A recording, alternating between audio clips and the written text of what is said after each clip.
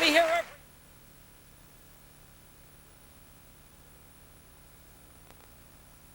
Worldwide pants. Home in Lower Manhattan to tell us about the search going on there. What have they found or not found, Jeannie?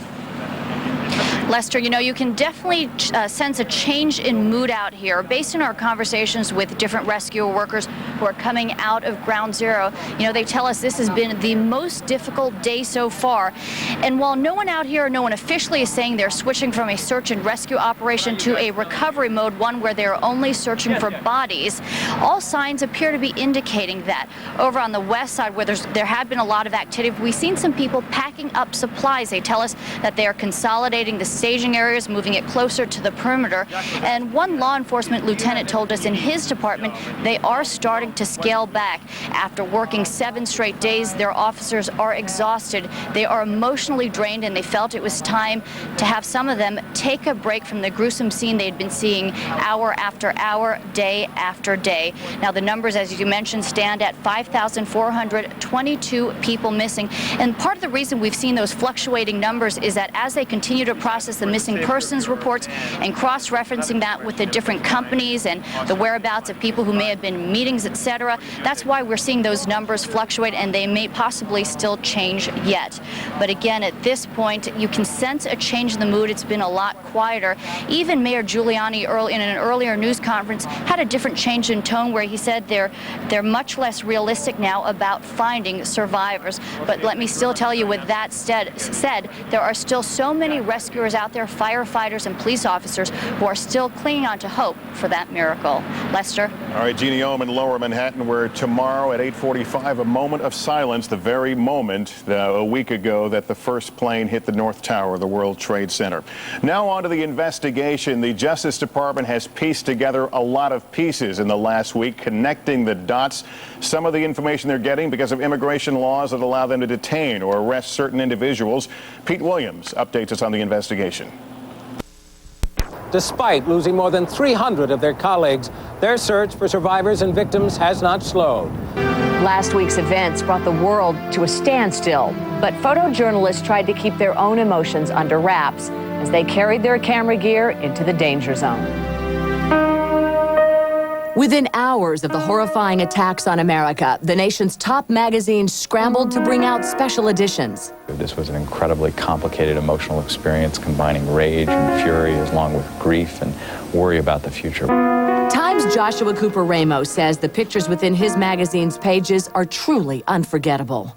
Fortunately, some of our best photographers happened to be in town, and they were able to get down there and make some startlingly good images. The image of firefighters, policemen, victims walking out of the sort of gray murk almost looks like a scene out of World War I. Then there's the simple image of an exhausted policeman. I think what that photo speaks to is an emotion that all of us in New York felt last week, which was just an overwhelming urge to help, and at the same time a need just to stop amid the fury of the activity, to let the immensity of what had happened sink in. And here you see it hitting one policeman. People magazine also rushed to bring a special edition to the nation's newsstands. An exhausted doctor, a young man in shock. Time's Ramos says these portraits of pain, suffering, and bravery will stay with him a very long time. The very nature of still photography is that it captures a particular moment. It allows you to do something we can never do in real life, which is freeze things for just a second and stop and take a look at what we're seeing in front of our faces. Tragic moments in history that will haunt us forever. New York City, it was a week ago. New York's skyline was forever changed, and America was forever changed as we watch the smoke rising from the pit, Ground Zero, and the work goes on. The search, the hope for survivors. So far, they have found none. And a very good morning or good evening wherever you are. I'm Lester Holt. This is continuing NBC News coverage of America on Alert. Let's bring you the very latest we have right now. Mayor Giuliani in New York late Monday reporting 5,422 people now missing at the site of the World Trade Center disasters. That is a new and higher number. Also, word that suspects may still be in the U.S. Attorney General John Ashcroft saying associates of the hijackers that have ties to terrorist organizations may be a continuing presence in the U.S. And some possibly encouraging news about stocks in America. Asia markets on this Tuesday morning are rallying, and that is good news for the Dow, for the stock market, which lost over 600 points yesterday in heavy trading. But investors say the most important thing, there was no panic. Ann Thompson has the latest. The New York Stock Exchange reopened today showing the flag. But investors showed fear. A massive sell-off, the Dow plunging 541 points in the first 30 minutes. The NASDAQ down 103 points in the first minute. I think since last Tuesday we've had building uncertainty, and the truth is, from this standpoint for investors, there's a lot about the future which is unknowable. The Dow closing down 684 points, its biggest point drop ever. But by percentage, today's 7% slide doesn't crack the top 10. Frantic trading on record volume, over 2.3 billion shares changing hands. Baird Patrick & Company, a small brokerage firm on Wall Street, watching the market's pressure points, airline, insurance, and entertainment stocks. 3 hours into trading, despite the dramatic slide, President Stuart Patrick sees no signs of panic. I think this is a spike down rather than a fall in the market where it's going to stay down. Outside, Wall Street on heightened alert. 2 forms of ID. Work ID, picture ID. Soldiers and police demand identification as commuters come up out of the subways. It's just hard to believe that you'd ever have to go through a military checkpoint to get to your office. Gas masks almost as common as briefcases. A surreal scene with defiant expressions of patriotism. For Joseph Lagasse, today buying stocks is a political act. One of the ways individual Americans can punish them is by investing in the future of America, whether it's T-bonds or securities. But Eileen Casey's selling. The week's events just too much. You can't wait. If it's not going well, change it. Strategists say volatility is here for a while. Even without the attack, plunging consumer confidence, declining industrial production, and rising unemployment claims add to the sense of crisis on Wall Street. I think by the end of this week, we're likely to talk more again about economic reports and less about terrorist events or war. And while they'd like to focus on the economy alone, the markets are well aware of the next potential jolt, the U.S. response to the terror attack. Ann Thompson, NBC News, New York.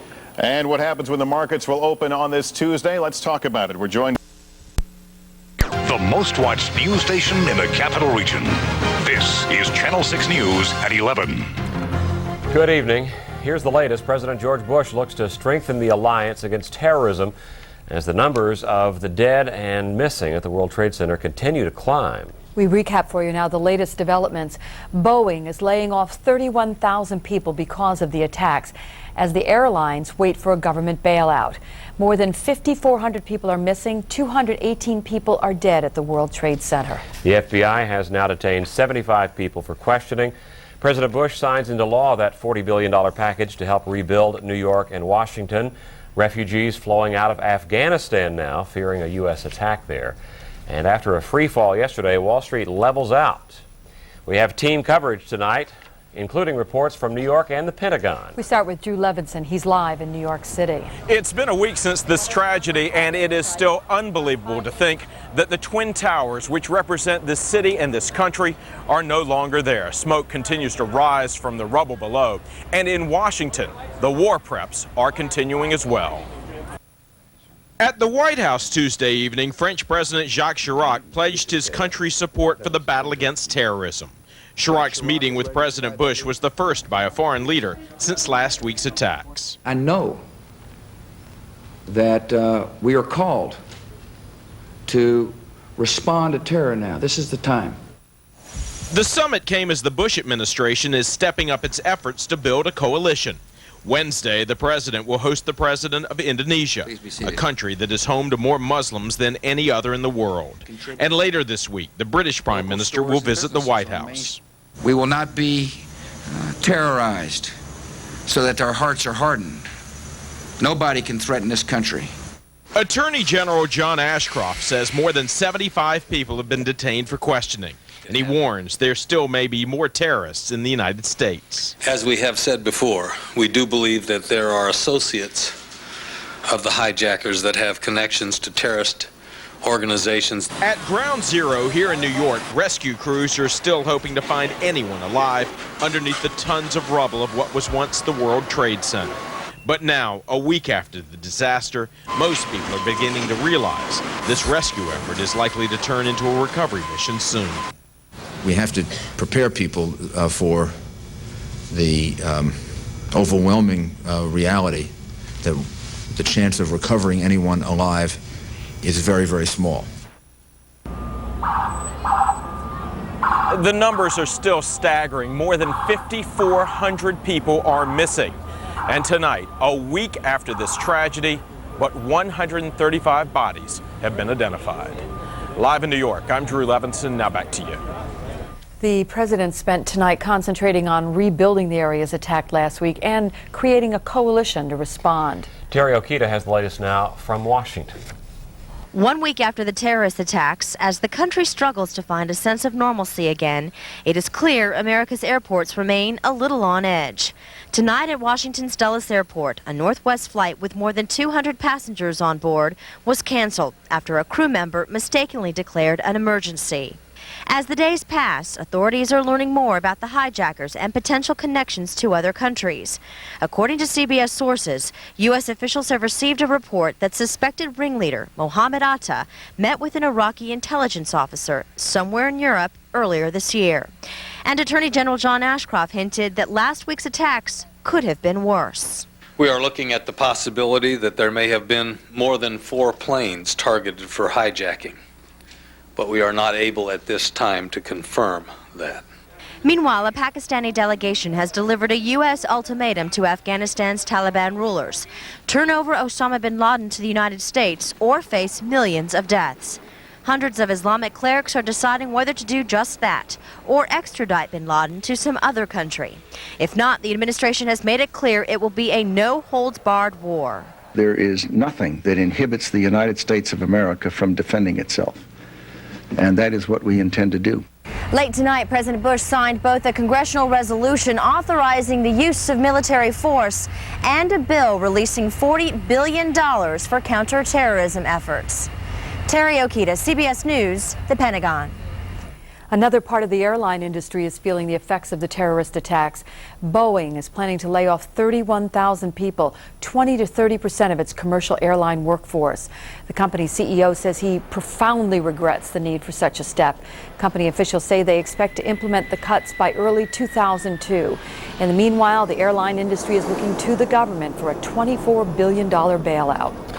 Here at home, upstate tourism could be hurt by the terrorist attacks in the coming year. New York State Hospitality and Tourism Association saying that New York City will, of course, be hit the hardest, but they say upstate hotels and motels near airports